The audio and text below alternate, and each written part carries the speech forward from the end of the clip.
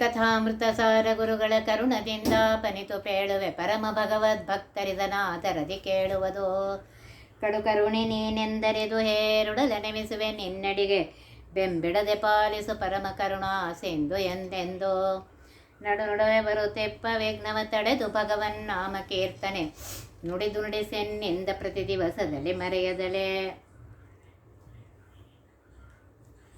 ಶ್ರೀಕೃಷ್ಣನು ದುರ್ಯೋಧನಾದಿಗಳ ಹಾಗೂ ಭೀಷ್ಮಾದಿಗಳ ಊಟದ ಆಮಂತ್ರಣವನ್ನು ಮನ್ನಿಸದೆ ವಿದುರನ ಮನೆಗೆ ಬರ್ತಾನೆ. ವಿದುರನು ಶ್ರೀಕೃಷ್ಣನು ತನ್ನ ಮನೆಗೆ ಬರುವನೆಂದು ಕಲ್ಪನೆಯೂ ಅವನಿಗಿರಲಿಲ್ಲ. ಕೃಷ್ಣ ಬರುವ ಮೊದಲು ಹಿಂದಿನ ದಿನ ವಿದುರ ಮತ್ತು ಅವನ ಹೆಂಡತಿ ಸುಲಭ ಇವರ ಮಧ್ಯದಲ್ಲಿ ವಾರ್ತಾಲಾಪ ನಡೆದಿತ್ತು. ವಿದುರನ ಹೆಂಡತಿ ಸುಲಭ ಹೇಳಿದ್ಲು, ಶ್ರೀಕೃಷ್ಣನಿಗೆ ನಿಮ್ಮ ಮೇಲೆ ಬಹಳ ಪ್ರೀತಿ ಇದೆ. ನಾಳೆ ಶ್ರೀಕೃಷ್ಣನು ಹಸ್ತಿನಾವತಿಗೆ ಬರ್ತಾ ಇದ್ದಾನೆ. ಅವನನ್ನು ನಮ್ಮ ಮನೆಗೆ ಊಟಕ್ಕೆ ಏಕೆ ಕರೆಯಬಾರದು? ಆಗ ವಿದುರ ಹೇಳ್ತಾನೆ, ಯಾವಾಗಿನಂತೆ ಸಾಮಾನ್ಯ ಸಂದರ್ಭವಿದ್ದರೆ ನಾನು ಅವನನ್ನು ಕರೀತಾ ಇದ್ದೆ.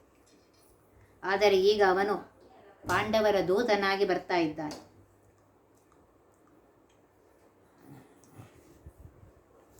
ಅವನು ಈ ರಾಜ್ಯದ ಸನ್ಮಾನ್ಯ ಅತಿಥಿ.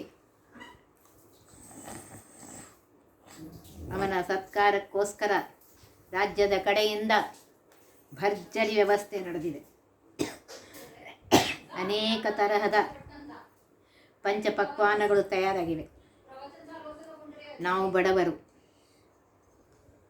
ನಾನು ಹಸ್ತಿನಾವತಿಯ ಮಹಾಮಂತ್ರಿಯಾಗಿದ್ದರೂ ಒಂದು ಪೈಸೆಯು ಸಂಬಳ ತೆಗೆದುಕೊಳ್ಳೋದಿಲ್ಲ. ನಮ್ಮ ಮನೆಯಲ್ಲಿ ಅನ್ನ ತವೆ ಬಿಟ್ಟರೆ ಮತ್ತೇನಿದೆ? ಬಹಳ ಆದರೆ ಹಣ್ಣು ಹಂಪಲು ಸಿಗಬಹುದು. ಆದ್ದರಿಂದ ಈಗ ಅವನಿಗೆ ಕರೆಯುವುದು ಬೇಡ. ಅವನು ಬರುವಾಗ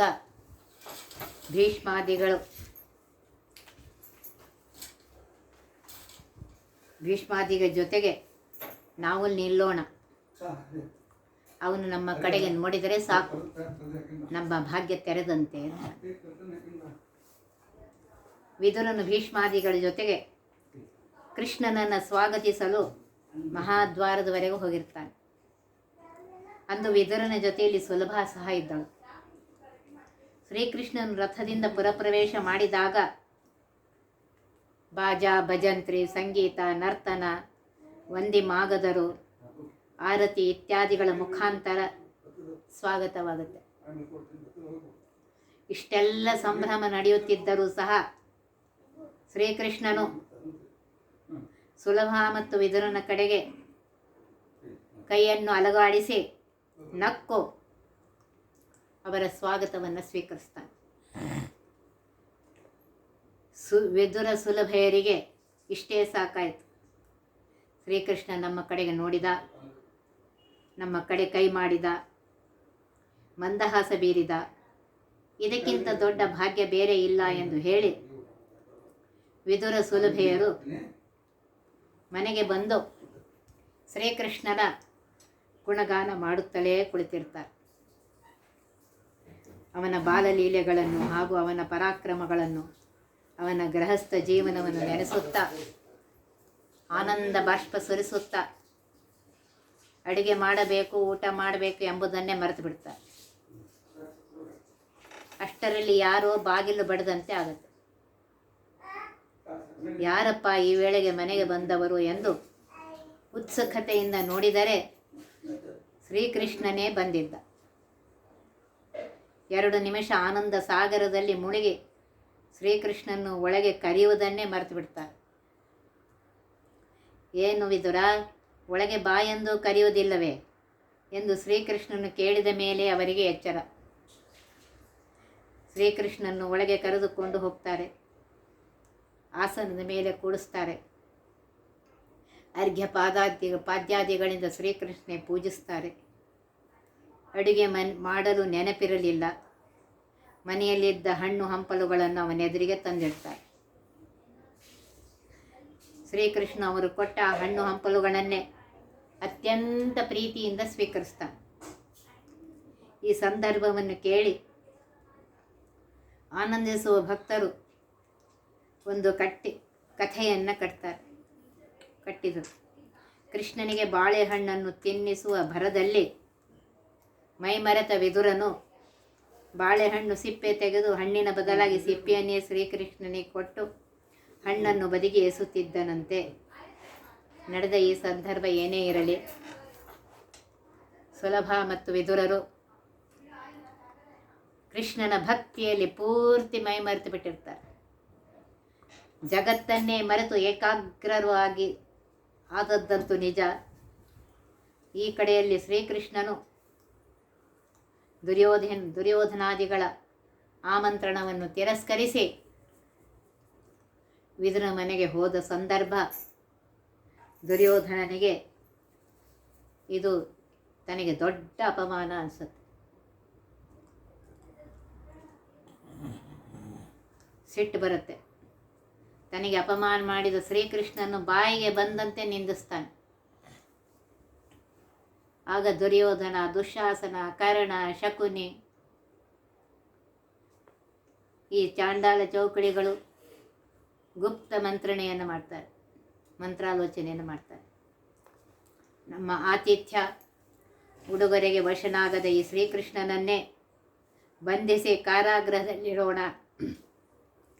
ಅಂದರೆ ಪಾಂಡವರು ಯಾವುದೇ ಪರಿಸ್ಥಿತಿಯಲ್ಲಿ ಯುದ್ಧದಲ್ಲಿ ನಮ್ಮನ್ನು ಸೋಲಿಸಲು ಸಮರ್ಥರಾಗುವುದಿಲ್ಲ ಎಂದು ವಿಚಾರ ಮಾಡಿ ಮಧ್ಯಾಹ್ನದ ಸಭೆಗೆ ಕೃಷ್ಣ ಬಂದಾಗ ಅವನನ್ನು ಕಟ್ಟಿಹಾಕುವ ಎಲ್ಲ ರೂಪರೇಷೆಗಳನ್ನು ತಯಾರಿಸುತ್ತಾರೆ. ಆದರೆ ವಿದುರನ ಗುಪ್ತಾಚಾರ ಯಂತ್ರಣೆ ಬಹು ಬಲಿಷ್ಠವಾಗಿತ್ತು. ಹೆಜ್ಜೆ ಹೆಜ್ಜೆಗೂ ಅವನ ಗುಪ್ತಚರರು ಹಸ್ತಿನಾವತಿಯಲ್ಲಿ ನಡೆಯುವ ಪ್ರತಿಯೊಂದು ಸುದ್ದಿಯನ್ನು ವಿದುರನಿಗೆ ಮುಟ್ಟಿಸ್ತಾ ಇದ್ದರು. ಶ್ರೀಕೃಷ್ಣನು ವಿದುರನ ಮನೆಯಲ್ಲಿ ಆತಿಥ್ಯವನ್ನು ಸ್ವೀಕರಿಸಿ ಸಂಧಿಯ ಮಾತಿಗಾಗಿ ಅರಮನೆಗೆ ಹೋಗುವ ಸಿದ್ಧತೆಯಲ್ಲಿದ್ದ. ಆಗ ಒಬ್ಬ ಗುಪ್ತಚಾರನು ವಿದುರನ ಹತ್ತಿರ ಬಂದು ಅವನಿಗೆ ಕಿವಿಯಲ್ಲಿ ಏನೋ ಸುದ್ದಿಯನ್ನು ಹೇಳಿ ಹೋಗ್ತಾನೆ. ವಿದುರನು ಒಂದಿಬ್ಬರ ಗುಪ್ತಚಾರರ ಜೊತೆಯಲ್ಲಿ ಏಕಾಂತದಲ್ಲಿ ಮಾತನಾಡಿ ಶ್ರೀಕೃಷ್ಣ ಹತ್ತಿರ ಬಂದು ಹೇಳ್ತಾನೆ, ಶ್ರೀಕೃಷ್ಣ, ನೀನು ಕೌರವರ ಸಭೆಗೆ ಹೋಗಬೇಡ. ಅಲ್ಲಿ ನಿನ್ನನ್ನು ದುಷ್ಟ ದುರ್ಯೋಧನ, ದುಶ್ಯಾಸನ, ಕರ್ಣ, ಶಕುನಿಗಳು ನಿನ್ನನ್ನು ಕಟ್ಟಿ ಕಾರಾಗೃಹದಲ್ಲಿ ಹಾಕಬೇಕೆಂದು ನಿಶ್ಚಯ ಮಾಡಿದ್ದಾರೆ. ಅಲ್ಲಿ ಹೋಗಿ ಅವರ ಬಂಧನದಲ್ಲಿ ಬೀಳಬೇಡ. ನನ್ನ ಮನೆಯ ಹಿಂದೆ ಒಂದು ಕಾಲು ದಾರಿ ಇದೆ. ಆ ದಾರಿ ಗಂಗಾ ನದಿಯವರೆಗೆ ಹೋಗುತ್ತದೆ. ಗಂಗಾ ನದಿಯಲ್ಲಿ ನಿನಗೋಸ್ಕರ ಒಂದು ನೌಕೆ ಸಿದ್ಧವಾಗಿದೆ. ಆ ನೌಕೆ ನಿನ್ನನ್ನು ಮತ್ತೊಂದು ದಂಡೆಗೆ ಕರೆದುಕೊಂಡು ಹೋಗ್ತದೆ. ಅಲ್ಲಿ ಇನ್ನೊಂದು ದಂಡೆಯ ಮೇಲೆ ನಿನಗೋಸ್ಕರ ಒಂದು ರಥವೂ ಸಿದ್ಧವಾಗಿದೆ. ಅಲ್ಲಿಂದ ನೀನು ಉಪಪ್ಲಾವೆ ನಗರಕ್ಕೆ ಹೋಗಿಬಿಡು ಅಂತ ಹೇಳ್ತಾನೆ. ಆಗ ಶ್ರೀಕೃಷ್ಣನ ಕೇಳ್ತಾನೆ, ವಿದುರ, ನನ್ನ ಬಲದ ಮೇಲೆ ನಿನಗೂ ಸಂಶಯವಿದೆಯಾ? ನಾನು ಸಾಮಾನ್ಯ ಮಾನವನಲ್ಲ. ಕೇವಲ ನನ್ನ ಇಚ್ಛೆಯಿಂದ ಒಂದೇ ಕ್ಷಣದಲ್ಲಿ ಸೃಷ್ಟಿ, ಸ್ಥಿತಿ, ಲಯ, ನಿಯಮನ, ಜ್ಞಾನ, ಅಜ್ಞಾನ, ಬಂಧ, ಮೋಕ್ಷಗಳನ್ನು ಮಾಡಲು ಸಮರ್ಥನಿದ್ದೇನೆ.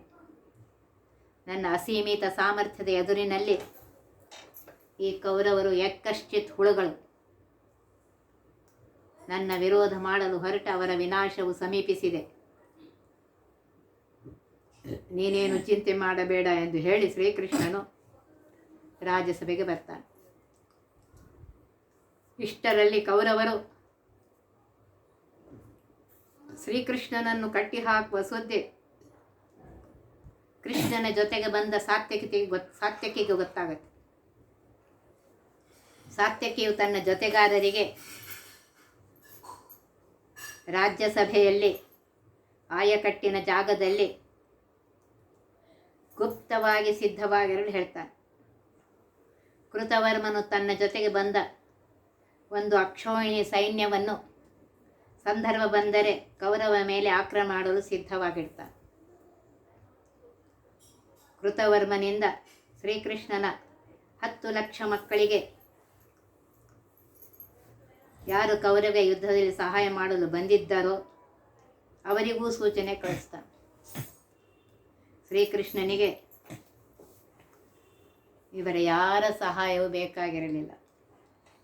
ಆದರೆ ರಾಜದೂತರು ಶತ್ರುಗಳ ಸಭೆಗೆ ಹೋದಾಗ ಹೇಗೆ ಆತ್ಮರಕ್ಷಣೆ ವ್ಯವಸ್ಥೆಯನ್ನು ಮಾಡಿಕೊಳ್ಳಬೇಕು ಎಂಬುದನ್ನು ಕಲಿಸಲು ಶ್ರೀಕೃಷ್ಣನು ಈ ವ್ಯವಸ್ಥೆಯನ್ನು ಒಂದು ಕ್ಷಣದಲ್ಲಿ ಮಾಡ್ತಾನೆ. ಶ್ರೀಕೃಷ್ಣ ಸಭೆಗೆ ಬರ್ತಾನೆ. ದುರ್ಯೋಧನನ ಜೊತೆಯಲ್ಲಿ ಮಾತನಾಡದೆ ಧೃತರಾಷ್ಟ್ರನನ್ನು ಕುರಿತು ಹೇಳ್ತಾನೆ. ಧೃತರಾಷ್ಟ್ರ, ಪಾಂಡವರ ರಾಜ್ಯವನ್ನು ನಿನ್ನ ಮಕ್ಕಳು ಹಾಗೂ ಶಕುನಿ ಮೋಸದಿಂದ ಕಬಳಿಸಿದ್ದರೂ ಸಹ ಅಣ್ಣ ತಮ್ಮಂದರಲ್ಲಿ ಯುದ್ಧ ಬೇಡವೆಂಬ ಔದಾರ್ಯವನ್ನು ತೋರಿಸಲು 12 ವರ್ಷ ವನವಾಸ, 1 ವರ್ಷ ಅಜ್ಞಾತವಾಸ ಮಾಡಿಕೊಂಡು ಬಂದಿದ್ದಾರೆ. ಅವರ ರಾಜ್ಯ ಹಾಗೂ ಅವರ ಸಂಪತ್ತಿಯನ್ನು ತಿರುಗಿ ಕೊಡಲೇಬೇಕು. ನಿನ್ನ ಮಕ್ಕಳು ಹಾಗೂ ಕರ್ಣ ಶಕುನಿಗಳು ಅಜ್ಞಾತವಾಸದಲ್ಲಿ ಅವರನ್ನು ಕಂಡಿದ್ದೇವೆ ಎಂಬ ಸುಳ್ಳು ನೆವವನ್ನು ತೆಗೆದು ರಾಜ್ಯವನ್ನು ಕೊಡುವುದಿಲ್ಲವೆಂದು ಹೇಳ್ತಾ ಇದ್ದಾರೆ. ನಾನು ಅವರ ಕಡೆಯಿಂದ ದೂತನಾಗಿ ಬಂದಿದ್ದೇನೆ. ನನ್ನ ಅಭಿಪ್ರಾಯ ಹೀಗಿದೆ, ನೀವಾಗಿಯೇ ಅವರ ರಾಜ್ಯವನ್ನು ಅವರಿಗೆ ಕೊಡದಿದ್ದರೆ ಅವರು ಯುದ್ಧ ಮಾಡಿ ತಮ್ಮ ರಾಜ್ಯವನ್ನು ತಿರುಗಿ ಪಡೆಯಲು ಸಮರ್ಥರಿದ್ದಾರೆ. ಒಂದು ವೇಳೆ ಯುದ್ಧವಾದರೆ ಕುರುಕುಲವು ಸಂಪೂರ್ಣ ನಾಶವಾಗುವುದು. ಕುರುಕುಲದ ಅಳಿವು ಉಳಿವು ನಿನ್ನನ್ನು ಅವಲಂಬಿಸಿದೆ. ನೀನು ರಾಜನು, ನಿರ್ಣಯವನ್ನು ತೆಗೆದುಕೋ. ನಿನ್ನ ಮಕ್ಕಳು ವಿರೋಧ ಮಾಡಿದರೆ ಹೇಳು. ಭೀಷ್ಮ ದ್ರೋಣರು ಸಹ ನಾವು ಸೇರಿ ಅವರನ್ನು ಕಾರಾಗೃಹದಲ್ಲಿ ಬಂಧಿಸಿ ಪಾಂಡವರಿಗೆ ರಾಜ್ಯವನ್ನು ಒಪ್ಪಿಸೋಣ. ಈ ಮಹಾವಿನಾಶವು ಆಗುವುದಿಲ್ಲ. ಆಗ ಈ ಮಹಾವಿನಾಶ ಆಗುವುದಿಲ್ಲ. ಒಂದು ವೇಳೆ ಪೂರ್ತಿ ರಾಜ್ಯವನ್ನು ಕೊಡಲು ನಿನಗೆ ಮನಸ್ಸಿಲ್ಲದಿದ್ದರೆ 5 ಜನ ಪಾಂಡವರಿಗೆ ಒಂದೊಂದು ಹಳ್ಳಿಯಂತೆ ಇಂದ್ರಪ್ರಸ್ಥ, ವೃಕಪ್ರಸ್ಥ, ಜಯಂತ, ವಾರಣಾವತ ಮತ್ತೊಂದು ಇನ್ನೊಂದು ಹಳ್ಳಿ, ಹೀಗೆ ಇವುಗಳನ್ನು ಅವರಿಗೆ ಕೊಟ್ಟರೆ ನಾನು ಅವರಿಗೆ ಸಮಾಧಾನ ಹೇಳಿ ಯುದ್ಧ ನಿಲ್ಲಿಸಲು ಹೇಳ್ತೇನೆ. ಭೀಷ್ಮ ದ್ರೋಣ ಕರ್ಣರು ಇದ್ದಾರೆ. ಪಾಂಡವರು ಅವರನ್ನು ಸೋಲಿಸಲು ಸಾಧ್ಯವಿಲ್ಲ ಎಂದೆನಬೇಡ. ಏಕೆಂದರೆ ಕೆಲವೇ ದಿನಗಳ ಹಿಂದೆ ಉತ್ತರ ಗೋಗ್ರಹಣದ ಸಂದರ್ಭದಲ್ಲಿ ಕೇವಲ ಒಬ್ಬನೇ ಅರ್ಜುನನು ಭೀಷ್ಮ ದ್ರೋಣರಿಂದ ಕೂಡಿದ ಸೈನ್ಯವನ್ನು ಸೋಲಿಸಿದ ವಿಷಯ ನಿನಗೂ ಗೊತ್ತಿದೆ.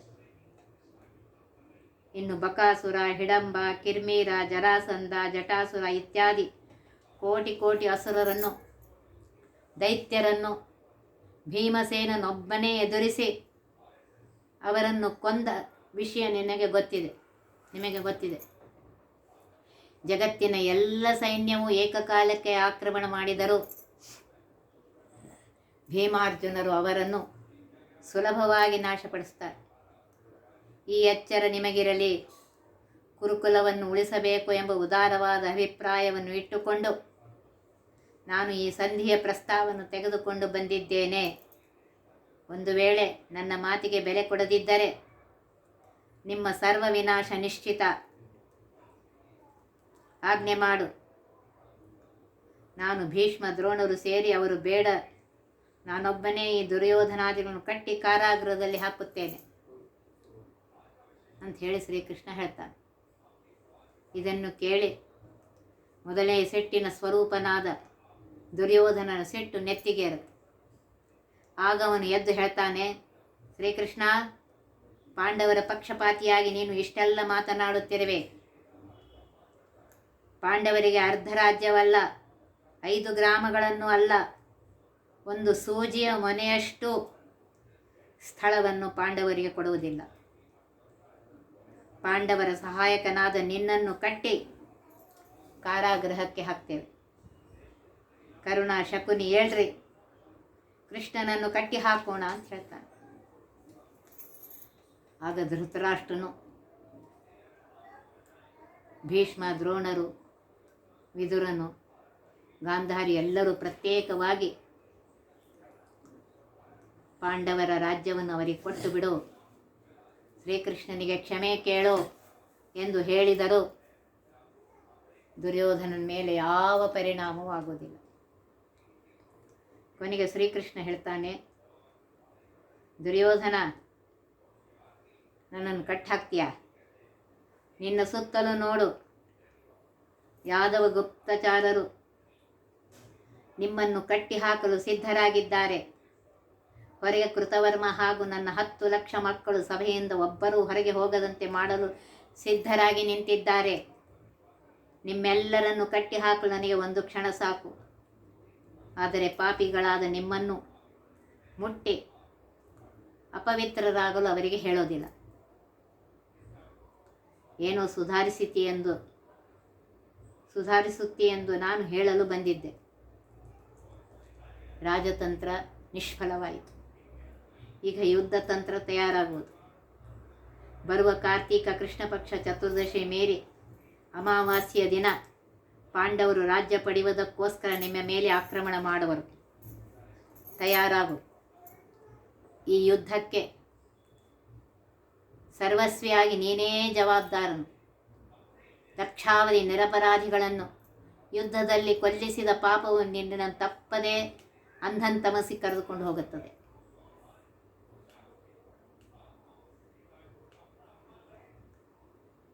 ಈ ಗೋ ನನ್ನ ಸಾಮರ್ಥ್ಯವನ್ನು ನೋಡಿ,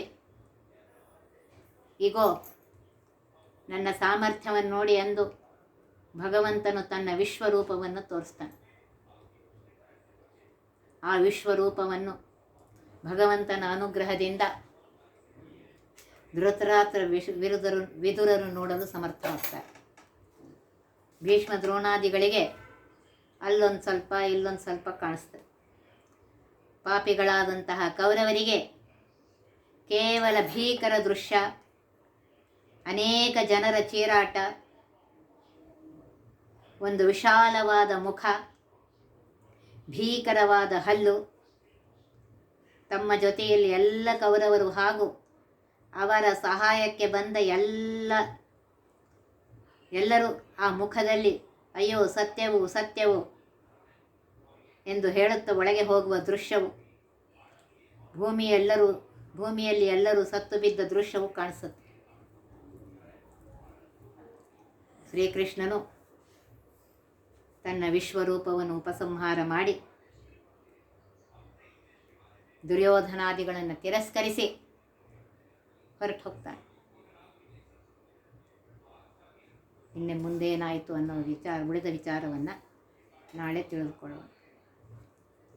ಅದ್ಯ ಕಥಾ ಪ್ರಸಕ್ತಿ. ಒತ್ತಿ ಬಹ ವಿಘ್ನಗಳ ಕಳೆದಪ ಮೃತ್ಯುವಿಗೆ ಮರೆ ಮಾಡಿ ಕಾಲನ ದೂತರಿಗೆ ಭೀಕರವ ಪುಟ್ಟಿಸಿ ಸಕಲ ಸಿದ್ಧಿಗಳ ಒತ್ತಿಗೊಳ್ಳಿಸಿ ಮೆನರು ಹೇಕ್ಷಣ ನೃತ್ಯ ಮಾಡುವರವರ ಮನೆಯೊಳು ನಿತ್ಯ ಮಂಗಳ ಹರಿಕಥಾಮೃತ ಸಾರಪಡಿಸುವರ.